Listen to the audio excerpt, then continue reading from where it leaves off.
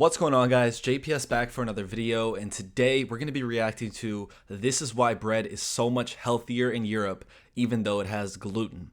Before we get into this, guys, I just went to the grocery store before recording this video and I bought some bread and it got me thinking. So the bread I bought, it was in a package. It expires in 5 days from now, which really isn't that much time.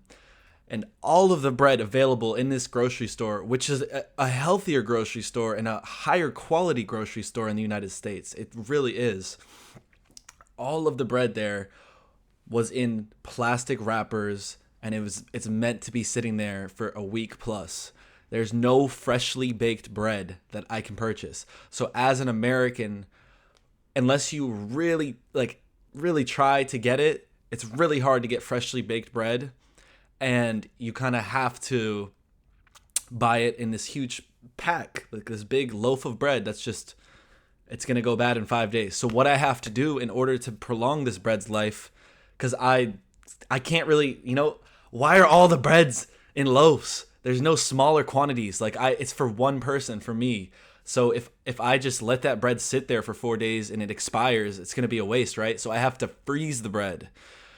It's ridiculous, the whole bread thing in the United States, it really is a big problem, and it's become so obvious when I go grocery shopping for something simple like bread. I just want to make sandwiches. I just want to have some eggs and toast in the morning. It's a struggle, guys. So with that being said, let's get right into this video. I don't really eat bread. People know that about me. But if I go to Europe, I will probably eat some bread. Now, I also have issues with gluten. I don't really digest it well. I'm not celiac, but when I eat gluten, I don't feel right. But I don't shout it from the rooftops because I just don't have a whole lot of scientific evidence to say this is why I feel this way. But I talk to thousands of people that feel the same way. But why is it that we can travel to Europe and actually eat a baguette and eat some good bread and not have issues? As a matter of fact, so many people will travel to Europe.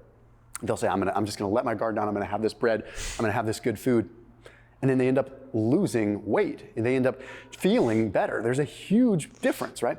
These are a few reasons as to why. Sorry to pause so early, but on the concept of losing weight in Europe, I literally thought I was gaining weight throughout all the times I've been to Europe. I always think I'm gaining weight. I'm like, oh, I'm drinking so much. I'm eating out a lot. I'm gonna gain a lot of weight, right? I'm gonna have to be working out a lot when I get back home to get back to where I was. I lost 10 pounds.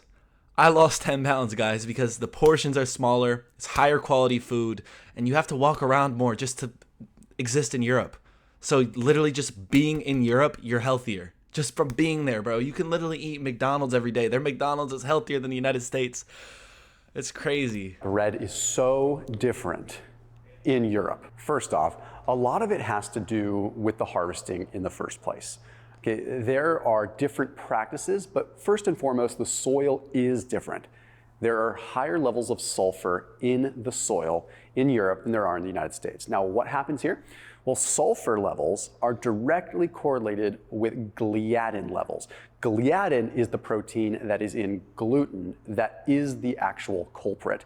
So gliadin can trigger the increase of what is called zonulin, and zonulin is a protein which can trigger in high levels when it's activated to make the gut permeable. When the gut becomes permeable, what happens is you have an increase in lipopolysaccharides, LPS, also just a form of gram-negative bacteria.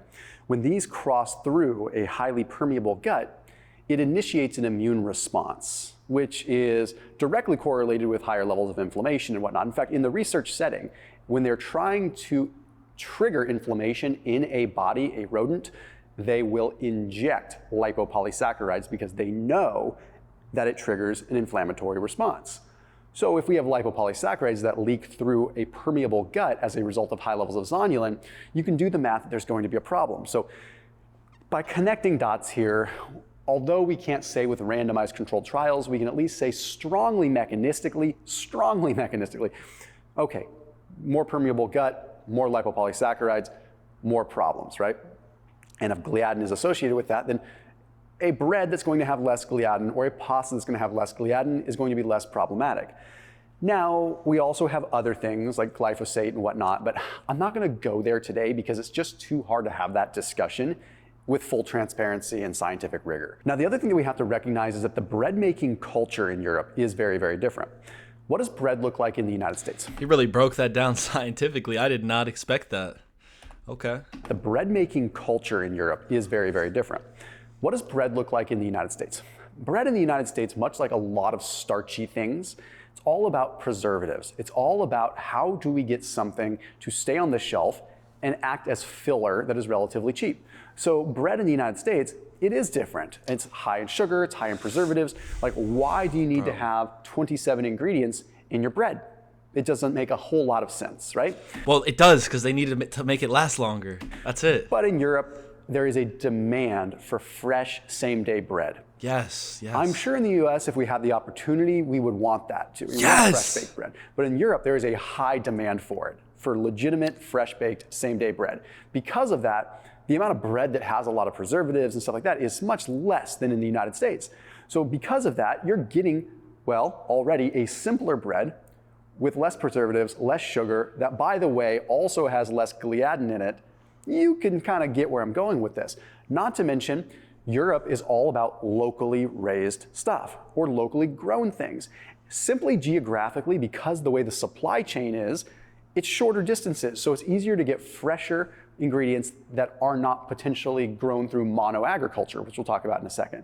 You're getting things that are local and things that all make sense together that haven't been sitting on a truck with a bunch of preservatives because they're having to go all the way across the country or shipped overseas. It's all contained. But the grain harvesting in the first place is very, very, very different. Okay, there are tight regulations on pesticides and herbicides in Europe. Okay, there are some regulations in the US, but nothing like what it is in Europe. So what they can just spray on a crop is seemingly very, very different. Does this affect the genetic culture of the actual plant? No, I'm sure it does. But it also comes down to what are you literally ingesting? There's also something called the... Dude, we do not know what we're eating in the United States. And on the topic of all the sprays and whatever they're spraying on our produce and fruits, veggies, bread, all of that, guys. Like, when I grab a tomato or any produce in the grocery store, it does not feel real. And it leaves this weird, I don't know what it is, material on my hands. Nothing is real. It's all genetically modified and sprayed with a bunch of stuff. I can feel it. I'm this is not fresh at all, And then it goes bad in 2 days. It's just, they really do not subsidize produce in this country. They do not encourage shoppers to purchase healthier foods. It's so expensive to buy fruit. I know this isn't really related to bread, but it kind of is. It's part of the bigger discussion here about why is it so difficult to get healthy and natural things in the United States. Yes, the supply chain. But at the same time, we've got farms in every state. We're growing wheat. We're growing all these different fruits. We got all these regions in the United States that grow all types of different fruits. And still, we just can't figure it out. Common agricultural policy. There's good field management, okay? So that is focused on true sustainability. It's focused on the biodiversity. It's focused on the crop rotation, which is required to not deplete the soil. They also have a big focus on preventing overcropping. What does overcropping really do? Well, eventually what you're gonna do is you're gonna deplete the soil, okay? And when it comes down to why some grains could be good, why vegetables have benefits, a lot of it comes down to the minerals and the nutrients that are in it. But if you have a depleted soil, do the math, right? So in the United States, it is just different. And I'm not trying to even throw shade. I'm being real here because when I go to Europe, I want to eat all the food that I possibly can without feeling like it's going to be problematic for me. And the good thing is it's probably not going to be. So in the United States, just given geography, I want you to think about something. The United States is relatively isolated, really. We are like a giant floating island, really. Compared to Asia, compared to Europe, things are closer together there. We are far apart. So we're forced to kind of do things ourselves, right? In a lot of ways. American grown and raised, right? It's what we even look for as Americans. Okay, but with that, it's all about speed and volume. We're feeding a lot of people and we export. So we also need to have mono agriculture where we can consolidate and grow volume. And when we do that, it's hard to rotate crop. It's easy to overcrop. So what happens is you end up with a pretty nutrient devoid food. And you try to make a product that can be exported or can get across the country, so it's got preservatives in it. The food is flat out different. The bread is probably one of the most monumentally different things. Now this will trickle down into the other potentially preserved goods, the crackers, the snacks, things like that. Now I did put a link down below for a brand that I recommend for cleaner, better quality like snacks. They also have like sustainable meat and seafood too, but it's called Thrive Market. That's a 30% off discount link, by the way. No, like that's cool and all, bro, but you got to understand that these types of foods like are so expensive.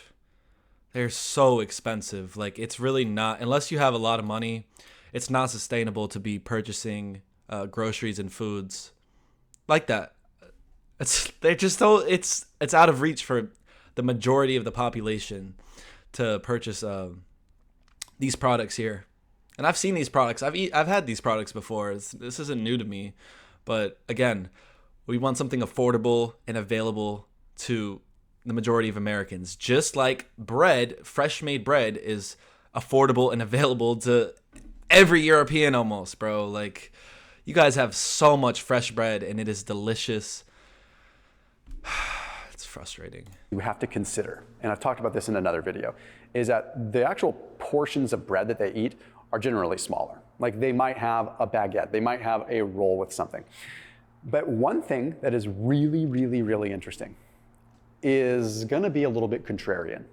Okay, with bread, for example. Bread is not insanely caloric. It is, I mean, compared to some things, but compared to like junk food, it's not as calorically dense. And what happens here is like if someone is eating wholesome bread, like good quality bread, a lot of calorie displacement happens. Now, granted, they're gonna put butter on it, stuff like that, but if the bread is so fresh and good in Europe, you don't even need the butter on it. And you can just fill up on a few hundred calories of bread versus something that's super calorically dense and covered in seed oils and saturated fat. So they're not making bread with seed oils and things like that. They're making bread the old-fashioned way. So having a little bit of volume of this bread might displace some of the other stuff. Let's talk about the trickle-down effect. Okay, because food marketing is very different in Europe than it is in the United States. Like there's strict guidelines on how you can market food. And I talk about this because it goes down into the snacks too, right? Like as if you're looking at even a preserved cracker or even cereals, and you are getting it from a grain that is grown in sulfur-rich, nutrient-rich soils, even if preservatives are added to it, remember that the preservative guidelines are significantly different. So it's gonna be a better, like arguably less dangerous preservative. You're gonna have a higher quality grain. You're gonna have something that is relatively locally sourced. So even the quote unquote processed food is different. Yes. The ultra processed foods, which of course are coming a lot of times from the United States, are designed for export over there.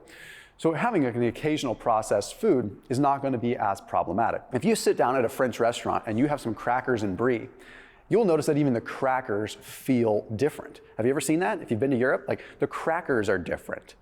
If you go to anywhere where you're going to have anything that is like flour based, even the pasta is different, right? People all the time go to Italy and they eat pasta and they don't have as much of a problem with it. What about refined sugars and things like that? Refined sugar is still going to be refined sugar, but given the quality of some of the other ingredients, they probably get canceled out quite a bit better. So how do we adopt these principles the best that we can in the United States? If you can bake sourdough at home, because sourdough is fermented, some of that fermentation can break down some of the sugars and some of the proteins, and it becomes somewhat of a microbially active food. So if you had to choose a bread, choose a sourdough. If you had to choose a bread that's even better, make your own sourdough. But it's a monumental task and something that a lot of like homestead type people are doing, and it's interesting, and I recommend it. The other things that you can do is you can look for foods that don't have the preservatives and don't have the additives. They do exist, okay? But you can also rely Again, they exist, but on higher quality bread from bakeries that are baking the same day, rather than just going for whatever is on the shelf. Such a stark difference between the bread that is on a shelf that has 27 ingredients and the bread that has 5 coming from your local French bakery. As always, keep it locked in here on my channel. I'll see you tomorrow. What a great video, guys. I really enjoyed this. This guy had a lot of good points, and I feel like he looked at this problem from a lot of different positions. So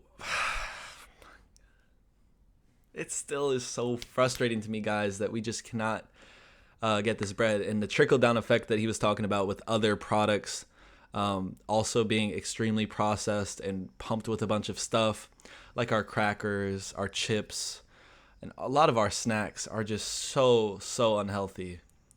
And yeah, this video was basically 10 reasons to move to Europe. And yeah, I really don't have anything else to add, guys. Let me know what you think about this in the comments. I'm not really sure if there is a solution for the United States, because this is just so like ingrained in our society, and it's not just with bread.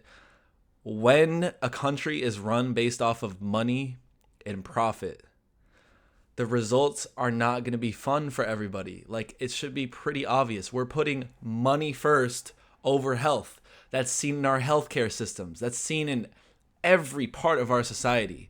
So when you look at bread, we're putting money first. We're putting bread out there that can stay on the shelf longer, can travel longer, and higher profits, guys. That's really just all it is at the end of the day, because it would be more difficult to bake bread like and source it locally, especially in a geographically displaced area like the United States. You know, there's so much space between places here.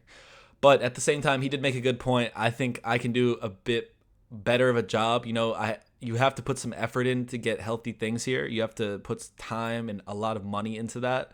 But I want to actually find a bakery, hopefully a bakery near me that bakes bread the same day. I think that would be possible. So anyways, thank you guys so much for watching.